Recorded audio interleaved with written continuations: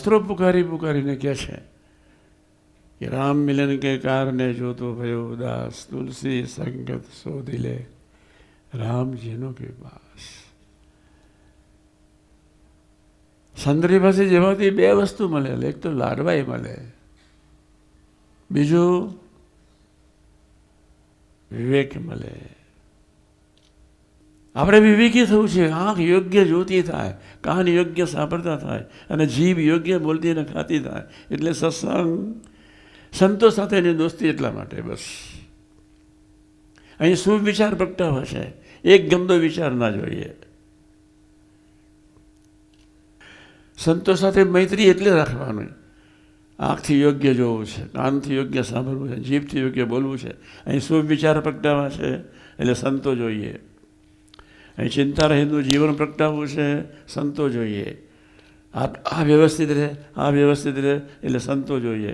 એટલે જ મા બાપની સેવા થાય. સંતોનો સથવારો હોય તો આટલું વિવેકી થાય. સંતોનો સથવારો હોય તો આત્માની યાત્રા પ્રભુ તરફ ચાલે. સંતોનો સથવારો હોય તો જન્મ મરને ગર્ભાના તાસમાંથી મુક્તિ મળે. સંતોનો સથવારો હોય તો હઠ નિશા નીકળી જાય. 1 જાન્યુઆરી યાદ રાખજો. 1, 2, 3 જાન્યુઆરી 31મી રાત્રે આવી જજો તો એ ચાલશે. ભારતના 5 મહાન સંતો હરિધામ સુખડા આવે છે. સત્યવેદાંત સ્વામીજીનો લાભ મળશે, મોરારી બાપુનો લાભ મળશે, વૈષ્ણવ આચાર્યનો લાભ મળશે, મુનિજીનો લાભ મળશે, જૈન આચાર્યનો લાભ મળશે. 5 અદ્ભુત સંતોનો લાભ મળશે. આના જેવા દીકરાઓ તે 40 બનવાના છે.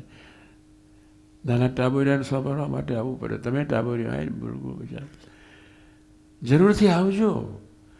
જેવા શબ્દ સાંભળીએ એવા આપણે થઈએ, જેવું જોઈએ એવું આપણું હૃદય થાય.